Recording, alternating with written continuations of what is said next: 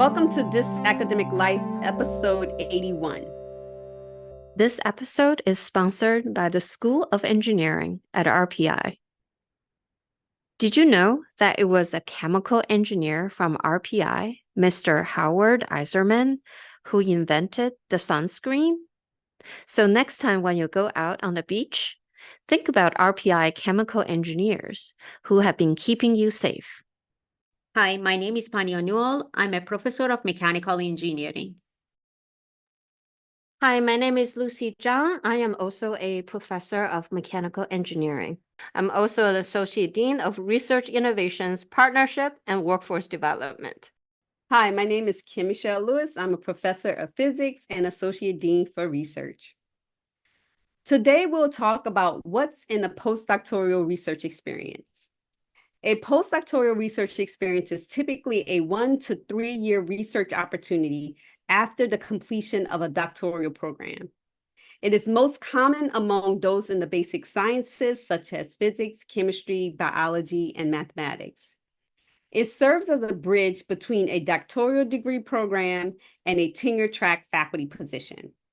Most often, scientists and mathematicians use the postdoctoral research experience to identify what research aspect of their doctoral studies they want to pursue in a tenure-track faculty position, increase their publication record, apply for research funding or prepare proposal topics for grant writing, gain experience as an independent researcher, or explore a new area of research that may be adjacent to their expertise.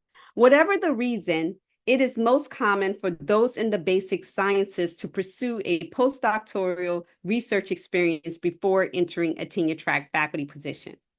However, for those in the engineering fields, it is often uncommon to pursue a postdoctoral research experience. We'll discuss this and the benefits to pursuing a postdoctoral position after completing a doctoral program. Let's get started. Throughout the show, I'll refer to postdoctoral as postdoc. So Lucy and Pania, you're both mechanical engineers. Did either of you complete a postdoctoral research experience? I applied for a postdoc right in the middle of my PhD program without even knowing why I'm applying for it. Yes, I did apply and I end up finishing my PhD because I got the postdoc offer. So my PhD advisor was surprised. One day I was at my computer and I guess I was bored. I don't know what was wrong with me, but I went to the Department of Energy website and I was like, well, let's look at their postdoctoral positions. And then I found one and I was like, this is me and this is like I want to do this work. So I end up applying for it and I end up getting a call for the interview and I had to go and tell my advisor that guess what, I have this news. And he was the nicest guy, so he thought that I'm not gonna get it, so he was like, well, let's see what happens for the campus interview. And then after that, when I broke the news to him that I guess they are gonna offer me a job, he was like, well, I guess we should wrap up your PhD work now. So I did it. It was supposed to be a 3 years, but I ended up doing it for only 11 months. And they asked me to convert to become a staff.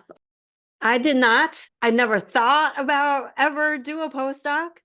I mentioned this maybe many episodes ago that I just wanted a job after PhD. I was ready. I want independence. I want my own paycheck that I could live off of. So I was looking for any job and, I searched for industry jobs and I mentioned this before. It was only because that industry job offer never got materialized did I start looking for other jobs, including an academic job. So I never thought about doing a postdoc. It was just like, I felt like at that time, it's like a waste of time. It's like not part of my plan. No, that was me. So Okay, Lucy. So let me ask, why do you think it's uncommon for those in the engineering fields to not consider it compared to those in the natural sciences, it's like almost feels mandatory. It's like the most natural step, especially if you're going to go into a tenure track position. Do you think it's just the tradition of the engineering fields? Like, what are your thoughts about that? I think it has changed for sure. So when I got my PhD, that was over 20 years, 20 some years ago. So back then, if you go into academic position or tenure track position, I think half of them did. Like half of the people in my lab did postdoc somewhere before they landed at a position they really want. So the other half didn't. But now if you look at it like nowadays, if you're looking for an engineering tenure track position, I almost want to say it's almost like I'd say 90% that you would have to do it in order to be competitive. It's just market needs, you have to be, supply more. So at the top of the episode, I mentioned some of the reasons why one would pursue a postdoctoral position, and both of you had very different reasons. I do hear a lot of graduate students use applying to postdoctoral positions as a motivation for their advisor to get them moving along. Like I have heard that, like, just get a job and they have no choice but to like sign off on your thesis. So I have heard that. I think I pursued a postdoc for a lot of reasons. One, I felt like I wasn't ready to go into a faculty position. I felt like I needed to learn a little bit more about how to be an independent researcher. I kind of wanted to lead and see what that felt like in a research group. I wanted to explore what it felt like to come up with an idea and write a proposal and pursue that. So I was really using the postdoctoral experience to explore whether or not I really wanted a faculty position. So I think for me, that was the main motivation. Now, when I talked to my mentors, they had a whole different reason why I should, go pursue a postdoc. And most of it was about like building my resume for the tenure track position. It was like, you need to get 5 publications, you need to try to get a patent, you need, like they had these set metrics. If you want to be competitive, increase that publication rate, go to conferences, come up with your own ideas, separate yourself from your postdoc advisor. So they had all of these metrics. And those metrics make sense when I look back if you want to be competitive, because that's probably like the biggest thing people tell you. You want to separate yourself from from your faculty advisor. So the question is, all of us have been on search committees, faculty search committees. And upon reviewing most of these applications for these tenure track faculty positions, do you still think it's relevant for scientists and engineers to complete this kind of experience? If you had to compare qualifications, did you psychologically think, well, why didn't this person do a postdoc? Or like, what are your thoughts? Or do you just look at experience and it's all the same? I'll start. When I see applications for the faculty position, I see even short period of the postdoc, it makes the candidate more mature than those that they are just a PhD student and they are applying before even finishing their PhD. They defended, but they haven't got, I guess, their degree. So I see that, and I see that adds value. And also, as Lucy mentioned, I think that in engineering now, it's almost like 99% of the applicants, they have done postdoc. Some of them, they have even done couple, which in some cases in engineering, I don't know about sciences, but in sciences, it might be more common to do a couple of postdocs. But in engineering, if you do maybe, I guess 1 or 2 is acceptable, but if it's more than that, it's like, what's wrong with you? So that's the negative things. And there is a balance. You don't want to be a postdoc for 20 years after, your PhD, because you want to gain experience, become an independent researcher. It's like, wow, that's a long time.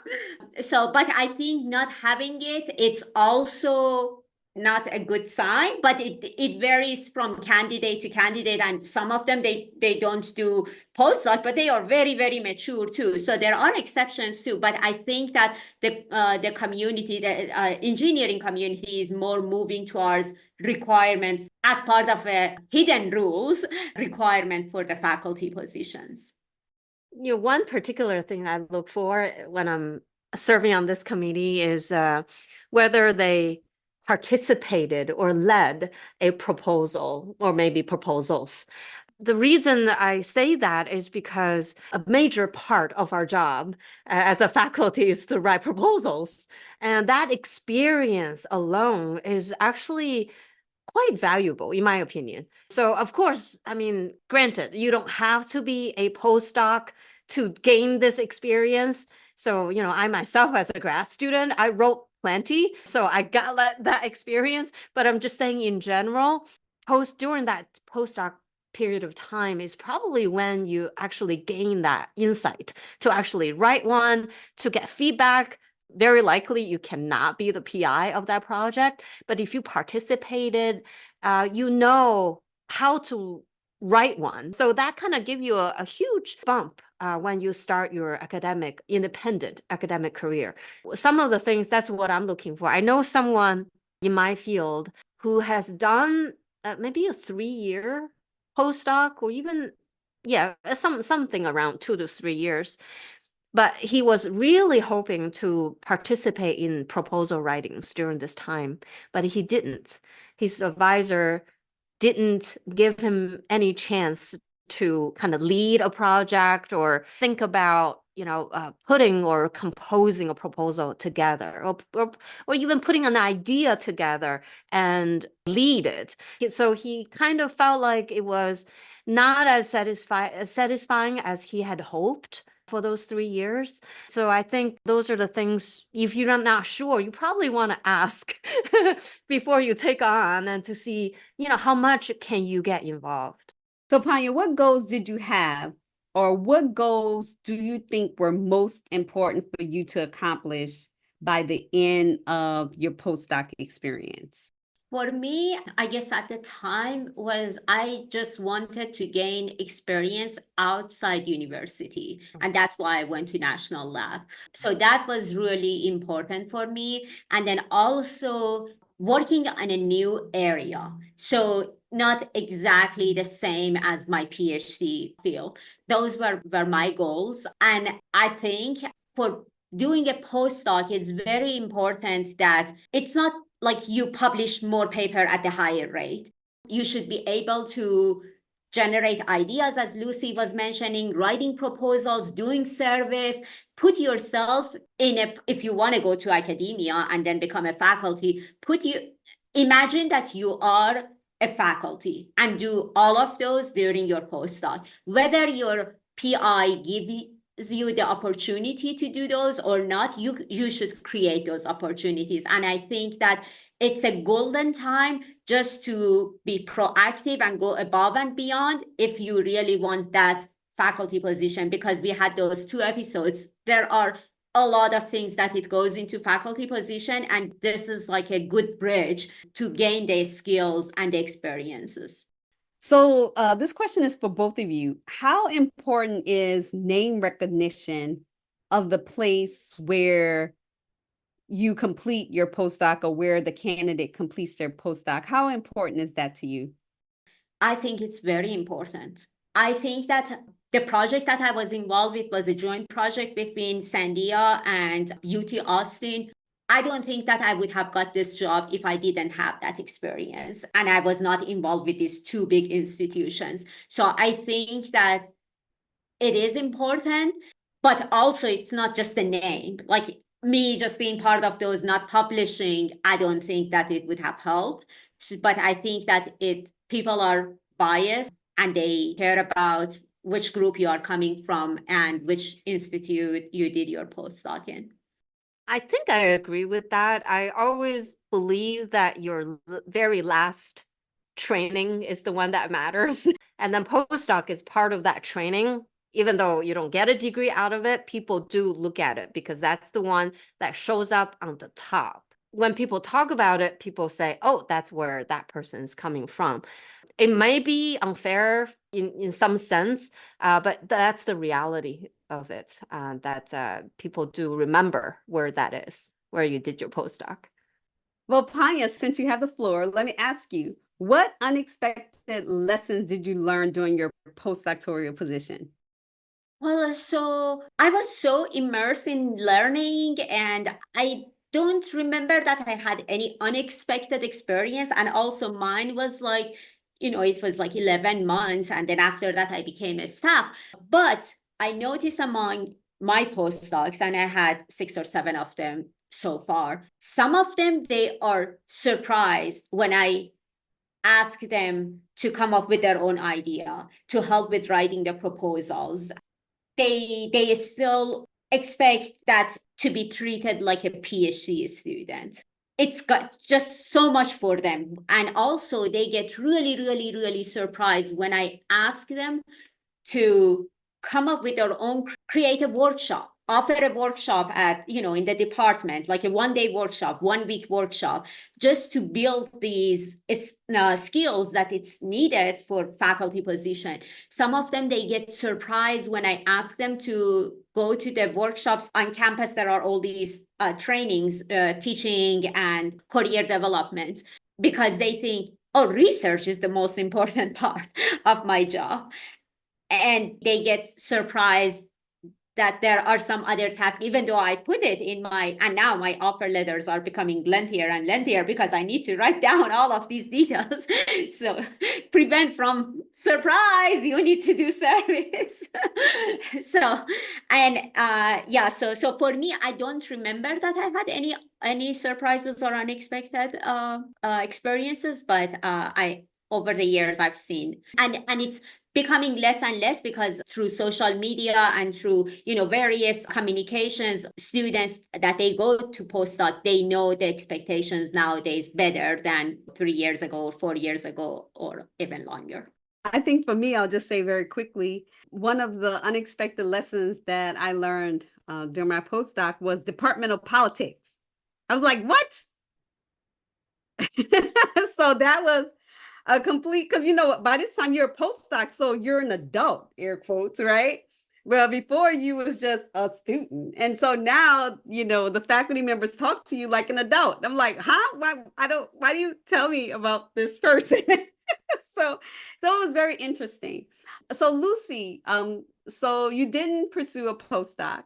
So my question is, what lessons do you think you missed out on by not having pursued a postdoc position? I don't think I missed out anything. If I didn't have to do it, why would I do it? Back then, like I said, it was like half of us didn't do it and half of us did. We end up pretty much the same at this point. So, no, I didn't miss anything. Yeah, I got hired at that time. Probably I would not get hired now, of course, time changed. Lucky for me, I was during that time, so I don't believe in regrets. So whatever happened for a reason, it's all good. Thanks, Lucy. So Pania and Lucy, thanks so much for sharing your experiences. And to our listeners, I do hope that you have gained some insight into a postdoctoral research experience. Be sure to determine your reason and intention for pursuing a postdoc experience. Also set goals for your experience, whether it is to increase your publication track record or gain your independence as a researcher. Also remember that you can choose a postdoc at a university or a government lab. In addition, don't place yourself in a box and believe that your way out of a postdoc is a faculty position. You can move from a postdoc to being a research scientist or a similar position into a government lab, or you may choose to do something entirely different. It is your choice. Thank you so much for listening. We hope you enjoyed this conversation. You can follow us on Facebook and listen to our latest episodes on iTunes, Spotify, or Amazon Music. Join us next time for the good, the bad, and the ugly of this academic life.